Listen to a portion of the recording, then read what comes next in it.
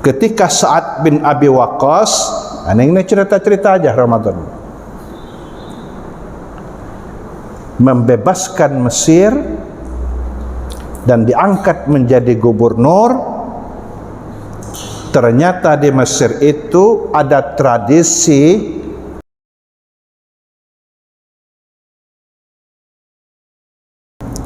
Bismillahirrahmanirrahim. Assalamualaikum warahmatullahi wabarakatuh. Alhamdulillah, wassalatu wassalamu ala rasulillah wa ala alihi wa sahbihi wa man tabi'ahu wa wala wa ba'du. Para asatiz, karyawan di lingkungan Yayasan Menara Fitrah yang saya hormati, jamaah Masjid Al-Imarah Menara Fitrah yang saya hormati, alhamdulillah hari ini kita memulai mengkaji hadis Arba'in, yaitu hadis yang pertama terkait dengan niat, keutamaan niat. Hampir para a'immatul muhaddisin biasa memulai kitab mereka itu dengan menampilkan hadis tentang keutamaan niat ini. Niat.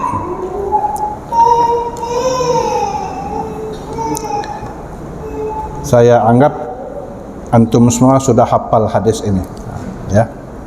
Cuman saya sekedar mengingatkan saja. Hadis ini awal sanadnya itu adalah Umar bin Khattab. Bismillahirrahmanirrahim. An Abi Hafsin Amirul Mu'minin Umar bin Khattab radhiyallahu anhu.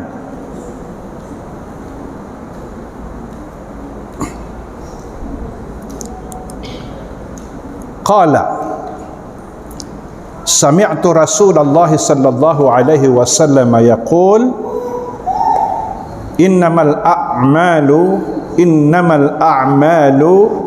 binniyati wa innama likulli imri'in ma nawa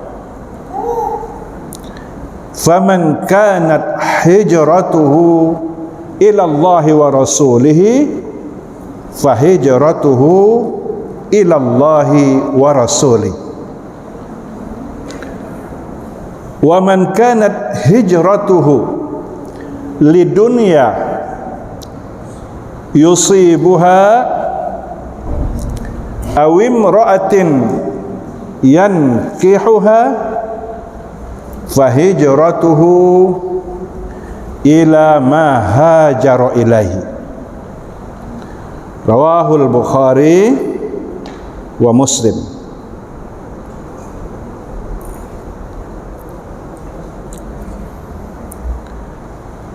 Dari Abi Hafs, papanya Hafs. Umar itu punya anak Hafsah. Amirul Mu'minin, dia adalah amir, pemimpin orang-orang yang beriman. Umar bin Khattab, pendek macamnya, jangan yang kamu bilang Umar, salah.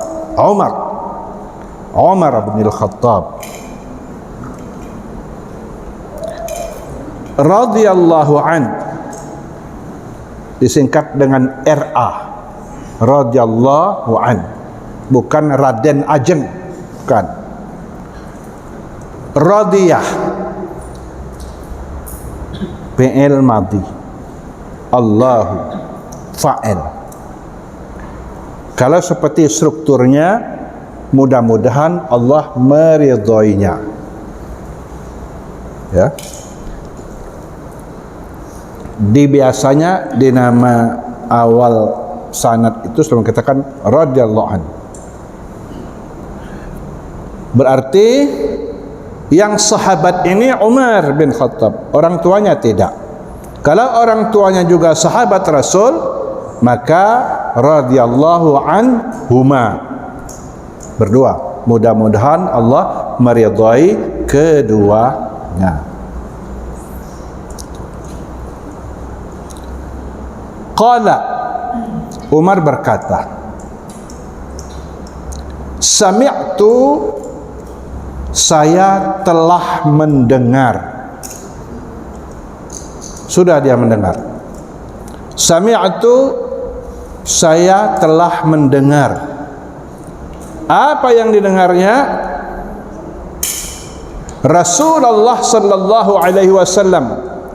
Saya telah mendengar Rasulullah sallallahu alaihi wasallam yaqul, beliau bersabda.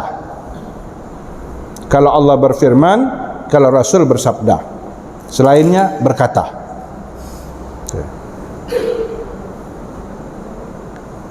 Apa sabda Rasul? Innamal a'malu, ya,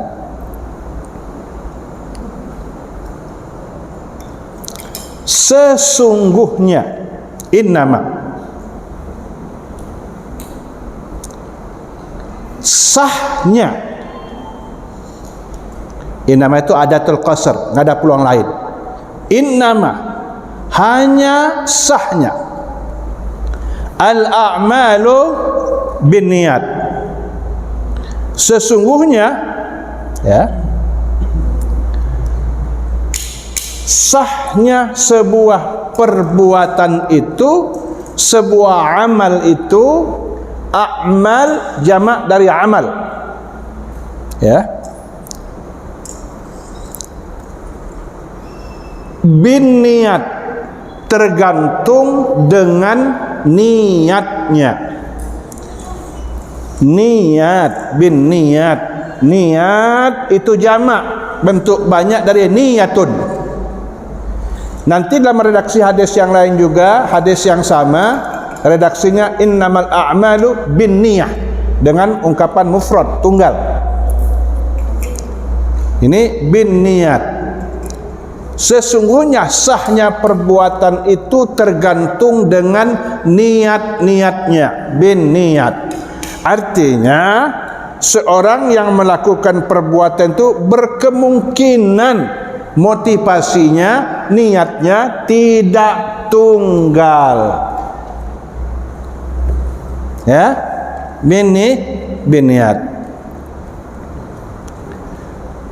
Wa innama likul mrimri'in ma nawah, dan setiap orang itu hanya mendapatkan sesuai dengan niatnya, sesuai dengan porsi niatnya. Wa innama likum limri'in ma nawah, setiap orang itu akan mendapatkan sesuai dengan niatnya.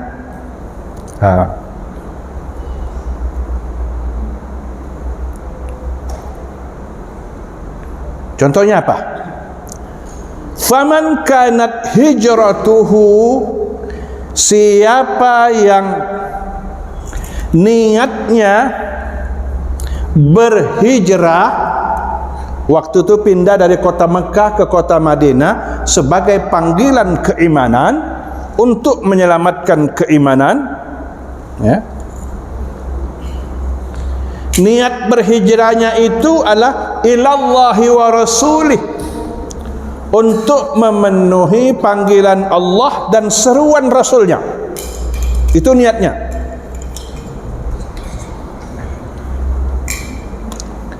Fahijratuhu ilallahi wa rasulih, maka hijrahnya itu tentu benar-benar, ya, kepada Allah dan Rasulnya, untuk memenuhi ketaatan kepada Allah dan kepada Rasulnya. Sah. Ini lurus. Wa man kanat hijratuhu, siapa yang hijrahnya, seorang itu berhijrah, niatnya, motivasinya lidunya yusibuha, karena untuk mendapatkan kenikmatan dunia, keuntungan dunia. Banyak kan dunia ini, ya.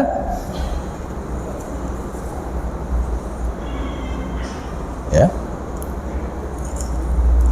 Yusibuha, yang ingin dia peroleh. Au imra'atin yankihuha, atau dia itu berhijrah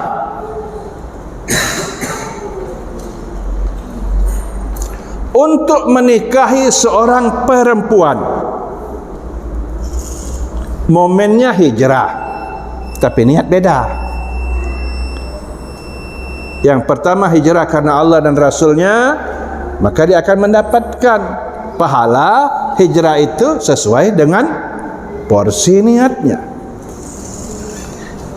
Ada orang yang hijrah untuk mendapatkan keuntungan duniawi, entah politis, sosial, ekonomi dan lain sebagainya. Dia akan mendapatkan sesuai dengan niatnya. Atau dia berhijrah untuk menikahi seorang wanita, seorang perempuan. Fahijratuhu ila ma hajara ilaihi, maka dia mendapatkan hijrahnya hanya kepada tujuan itu saja. Ya. Apa latar belakang munculnya hadis ini? Kalau latar belakang turunnya Al-Quran disebut dengan sababun nuzul. Kalau latar belakang turunnya hadis, datangnya hadis, wurud datang itu disebut dengan sababul wurud. Apa latar belakang munculnya hadis ini? Di antara rombongan hijrah itu ada seorang perempuan yang bernama Ummu Qais.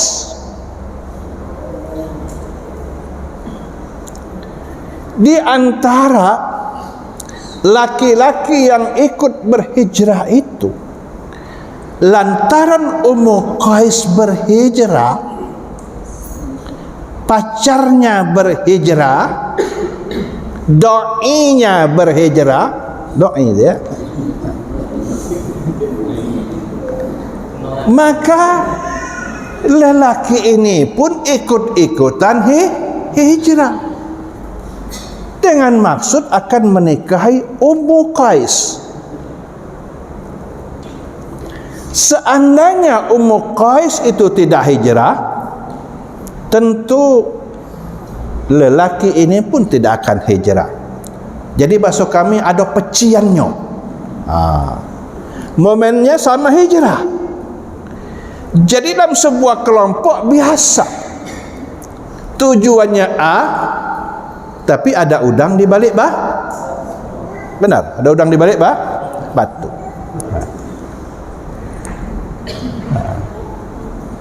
Rupanya viral. Ternyata di antara kelompok yang hijrah ini ada laki-laki yang mengincar Ummu Qais dengan niat untuk menikahi Ummu Qais. Dia bukan hijrah untuk memenuhi panggilan Allah dan seruan Rasulnya, bukan ilallahi wa rasul.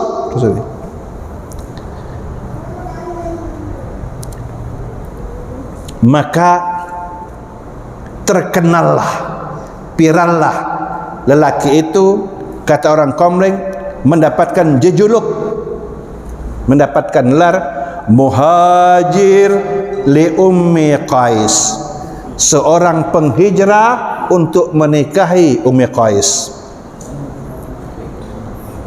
Ada ini hijrah masih bersama Rasul, apalagi yang lain-lainnya lah.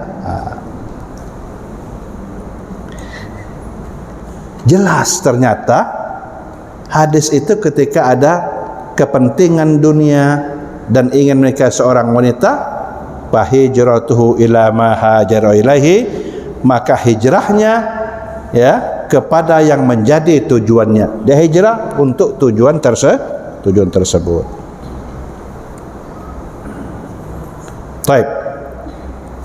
Hijrah itu adalah pindah kaum muslimin dari Mekah ke Madinah, karena untuk menyelamatkan keimanan dan perintah Allah. Ya Allah. Sesudah Fathu Mekah, hijrah makani ini tidak lagi. Tidak ada lagi. La hijrata ba'dal fath. Enggak ada lagi, kata Rasul, hijrah sesudah bebasnya kota Mekah dari cengkeraman kaum kafir. Semuanya sudah tunduk dengan Islam. Tak ada lagi hijrah itu. Walakin jihadun wa niyatun, yang ada hanyalah jihad dan niat.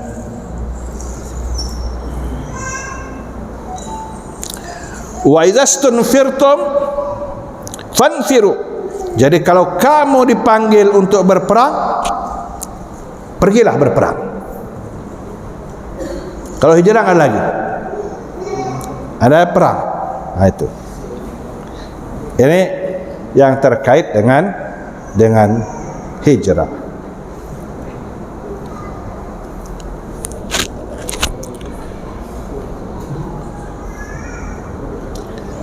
Salah satu di antara kehebatan Umar bin Khattab,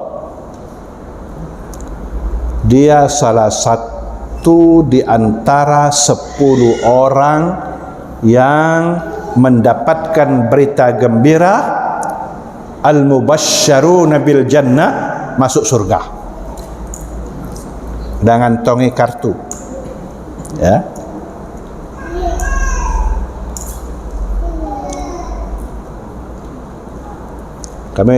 Saya sudah cerita secara personal kemarin. Karena dia dekat kepada Allah, pola hidupnya sederhana, adil. Jadi dia di Madinah pernah terjadi gempa yang sangat dahsyat. Hampir gunung-gunung itu runtuh. Apa yang dilakukan oleh Umar?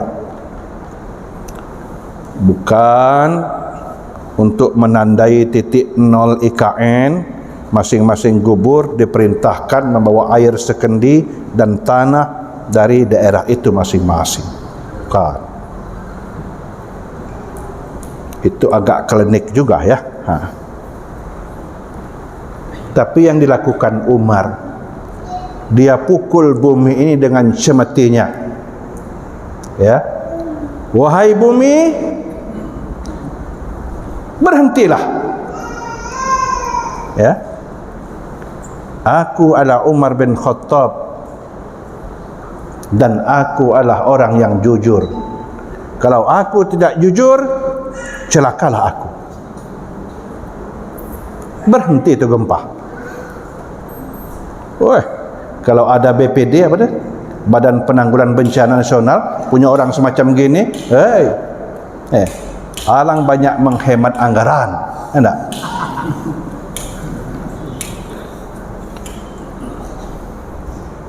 Ketika Sa'ad bin Abi Waqqas, ini cerita-cerita aja Ramadan,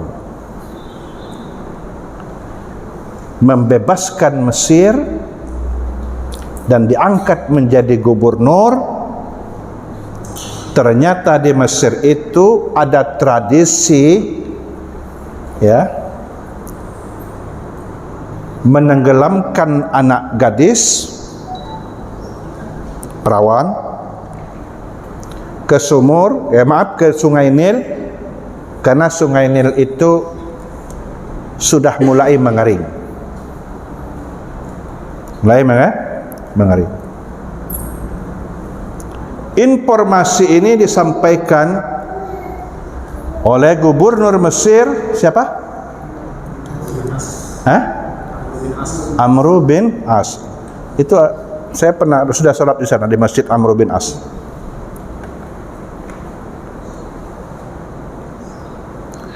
Kata Amr bin As, ini tidak dikenal tradisi ini dalam Islam.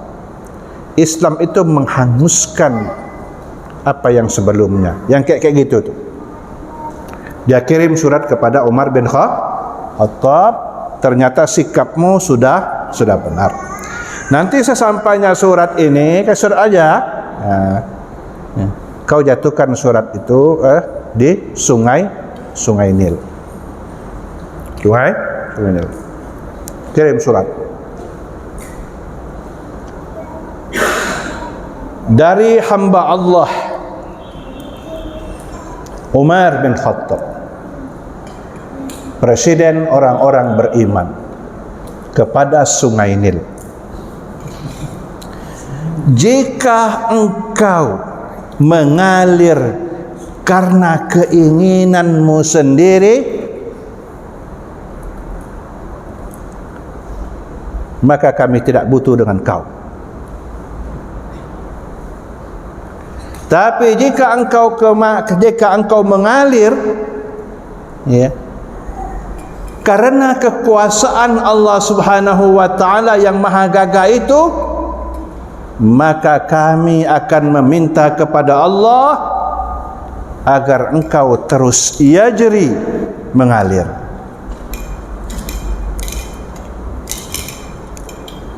Kira-kira sudah asar, disaksikan oleh banyak orang, dilemparlah surat Umar bin Khattab. Besok pagi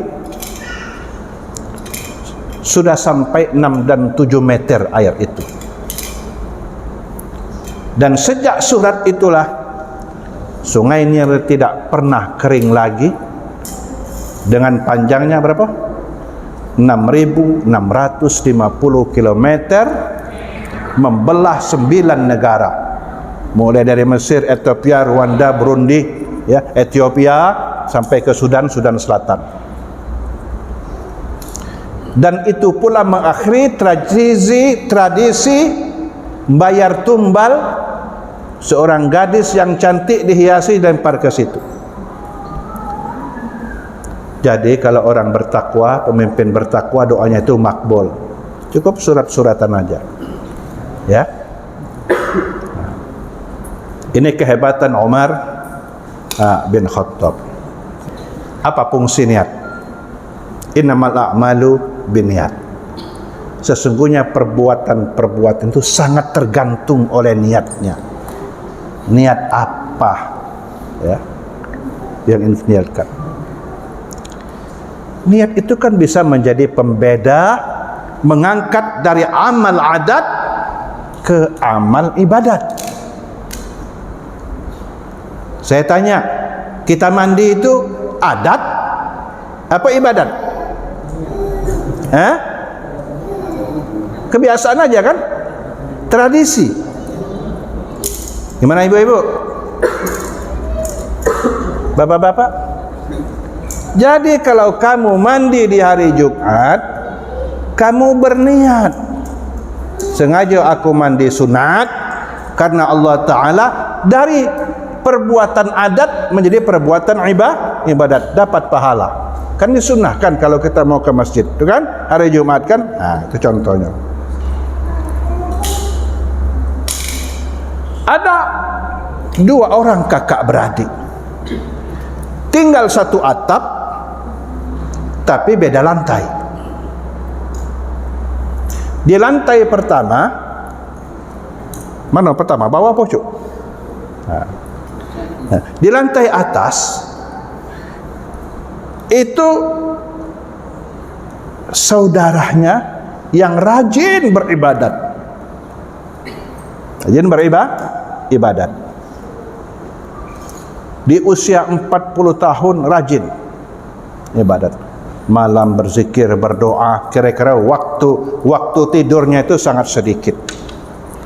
40 tahun. Yang di bawah ini beda pula, walaupun 2 beradik, dia memang di bawah. Beda tingkat, yang pucuk itu rajin ibadat. Ada. Yang di bawah ini sadar diri dia. Gawenya maksiat. Ya, segala yang tidak benar itu dia gawe ke maksiat. melakukan perbuatan-perbuatan dosa. Ya. Suatu waktu orang di atas ini kepengen berniat untuk bisa melihat iblis. Melihat iblis. Hebat cita-citanya. Nah, kemudian datanglah iblis. Tentu menyerupai manusia.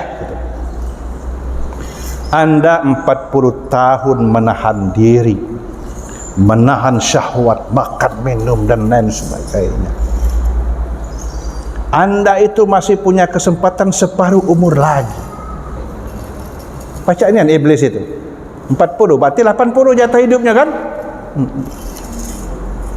Sudah, berhentilah, lepaskanlah itu. Baru Anda tahu betapa nikmatnya yang namanya ampunan. Rupanya masuk kampanye iblis ini. Akhirnya dia berniat. Niatnya, aku nak turun ke bawah, nak berundak dengan adikku ini, makan lemak segala macam, berbuat maksiat. Cuman 20 tahun baik. 20 tahun. 20 tahunnya lagi aku nak taubat tasuha kira-kira. Karena iblis kan, Anda masih punya jatah 40, 20 nak lemak-lemak menikmati dunia, nak kaget 20 tahunnya taubat. Sementara adik yang di bawah ini, ya Allah, aku ini bergelimang dengan dosa dan noda. Seluruh perbuatan haram sudah aku lakukan. Preman.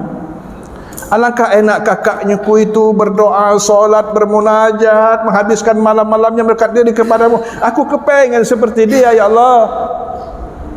Kepengen seperti dia. Itu niat adik tadi.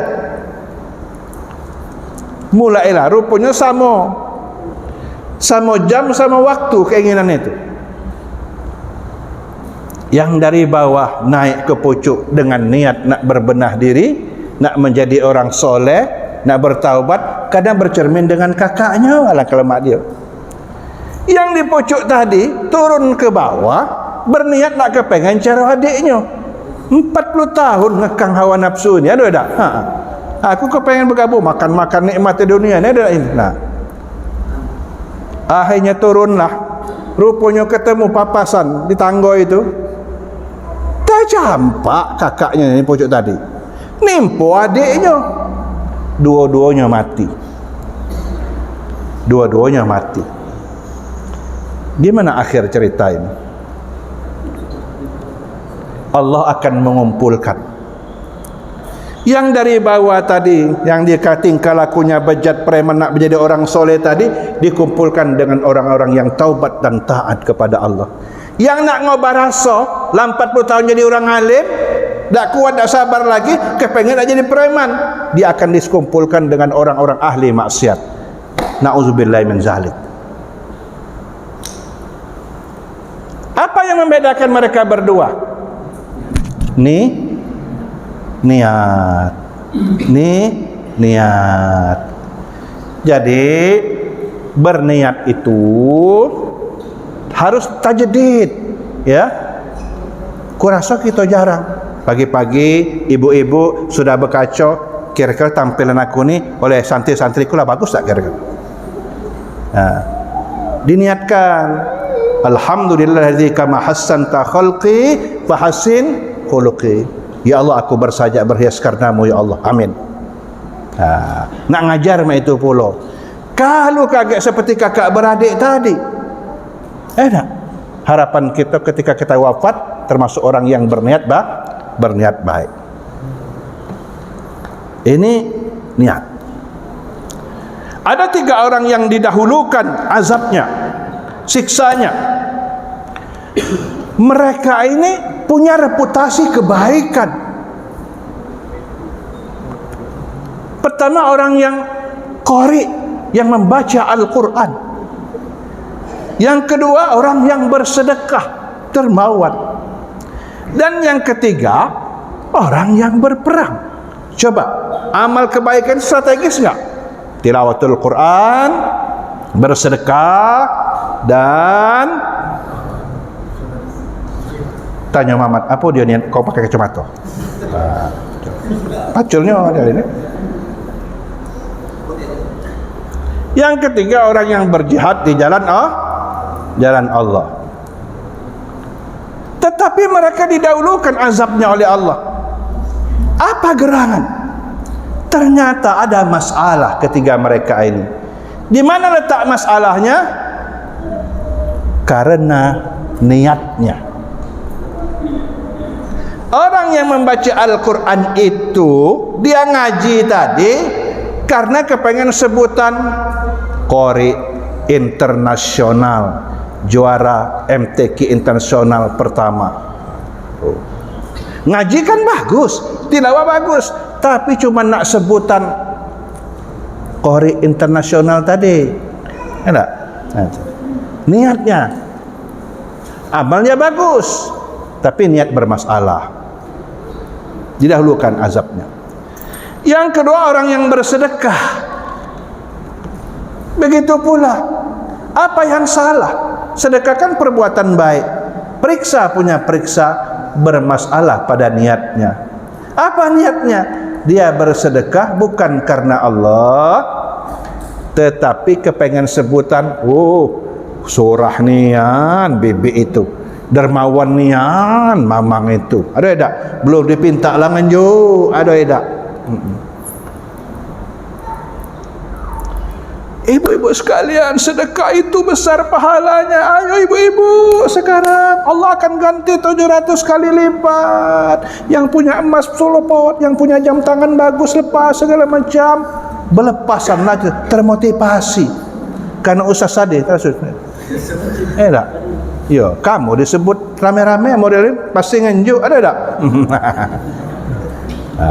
Jadi luruskan niat dulu. Luruskan niat.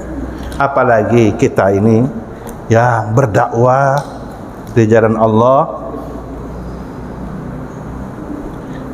Apa dia harapan kira-kira? Honor belum begitu besar, terkeringat main, mulut bebuih, nada terima puluh amal kita. Nah sudah, gerobak buruk ditarik sapi gilau. Maka niat itu yang menentukan. Ya Rasulullah, siapakah sebenarnya orang yang betul-betul berjuang di jalan Allah itu? Apa masalahnya? Ada orang yang berjuang, motivasinya itu untuk menunjukkan keberanian dan kegagahannya. Ya. Tapi ada pula yang berjuang, tapi motivasinya itu kepengen mendapatkan harta rampasan perang. Jadi yang mana yang betul-betul berjuang? Kata Rasul, man qatala litakuna kalimatallahi hiyal ulya fahuwa fi sabilillah. Yang betul-betul berjuang jalan Allah itu adalah orang yang berperang litakun, untuk menegakkan kalimat Allah al-ulya, yang maha agung, yang maha tinggi itu. Itulah yang sesungguhnya. Karena itu niat menjadi penting. Niyatul mu'min khairan min amali. Rasulullah Utsman bin Affan pernah mendengar sabda Rasulullah tentang keutamaan besarnya pahala orang yang membangun sumur, membuat sumur, wakafkan sumur. Ya. Kemudian dia berniat untuk membangun sumur. Tetapi kedahuluan oleh seorang Yahudi yang masih kafir itu membangun sumur.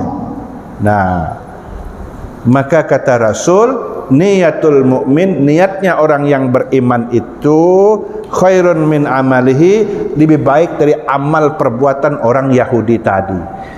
Betapa strategisnya niat itu. Dan niat itu adalah amal hati.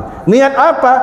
Ikhlas, murni karena Allah Subhanahu wa ta'ala. Contoh barang sudah, ada yang ikhlas niatnya hijrah karena Allah dan Rasulnya, dia akan mendapatkan pahala.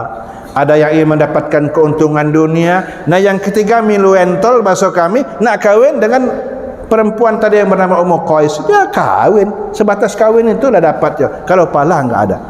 Padahal aktifnya sama hijrah. Nah, oleh karena itu mari kita ikhlaskan niat kita, karena Allah Subhanahu wa taala nanti akan membangkitkan kita sesuai dengan niat kita. Jaga, pelihara agar niat kita itu betul-betul murni karena untuk mendapatkan pahala dari Allah Subhanahu wa taala. Ya, mudah-mudahan Allah selalu bimbing kita, Allah berikan petunjuk kepada kita agar kita selalu